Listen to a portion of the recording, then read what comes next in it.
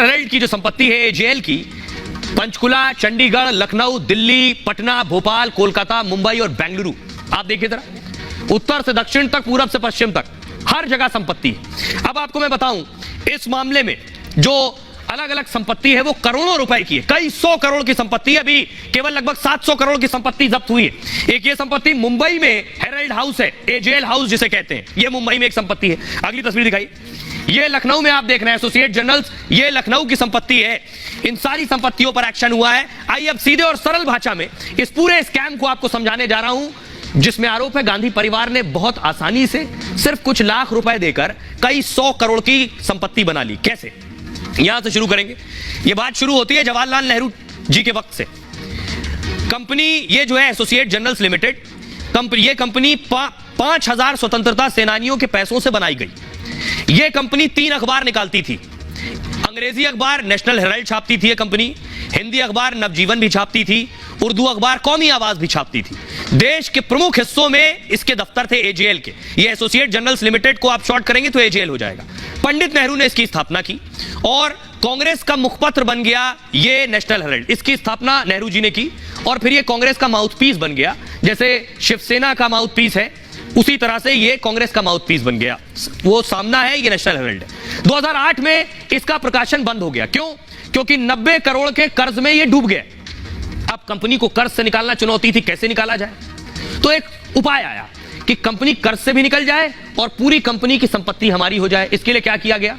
2010 में young India limited नाम की एक कंपनी बनाई गई। इस कंपनी में 38% की हिस्सेदारी सोनिया गांधी और राहुल गांधी की।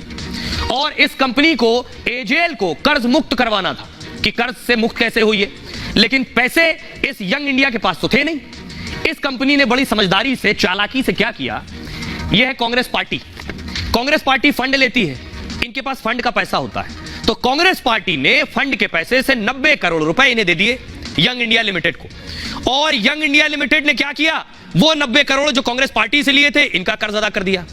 तो तकनीकी रूप से देखेंगे, नेशनल हेराल्ड का कर्जा कांग्रेस पार्टी ने नहीं अदा किया, यंग इंडिया लिमिटेड ने अदा किया, जिसके मालिक राहुल गांधी और सोनिया गांधी, 38% हिस्सेदारी। तो ये कंपनी किसकी हुई? इनकी हुई, ना कि कांग्रेस पार्टी की। बदले में वाईआईएल ने क्या किया, यानी इस कंपनी ने कांग्रेस को, इस पार्टी को 50 लाख रुपए ही सिर्फ लौटाए। लिए कितने थे? 90 करोड़। लौटाए कितने? 50 लाख। बाकी के 89 करोड़ 50 लाख लोन कांग्रेस ने माफ कर दिया, यानी इसने इनका लोन माफ कर दिया। पार्टी फंड का इस्तेमाल निजी काम के लिए किया। 5 लाख में बनी कंपनी 50 लाख का सिर्फ भुगतान किया और 50 लाख देकर इस एजेएल की, नेशनल हेराल्ड और एजेएल की 2000 करोड़ की संपत्ति हड़पने का आरोप है।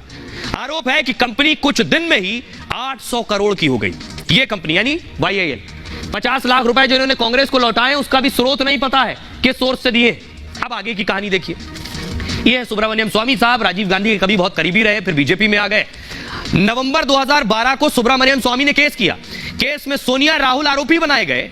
पार्टी फंड से 90 करोड़ रुपए कर्ज का आरोप इन्होंने लगाया। यह पार्टी थी, पार्टी फंड से 90 करोड़।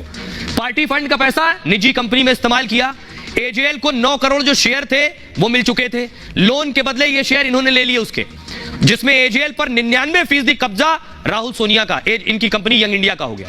धीरे धीरे एजेएल की करोड़ों संपत्ति हथियाने लगे ये। जून 2014 को सभी आरोपियों को समन किया गया।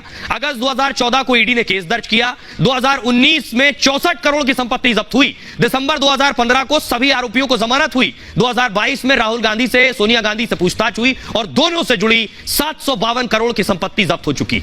यह है पूरा एक्शन। अब सुनिए जरा वरिष्ठ वकील अश्विनी दुबे साहब को, जो बता रहे हैं क्या राहुल गांधी के जेल जाने तक की स्थिति है। सुनिए।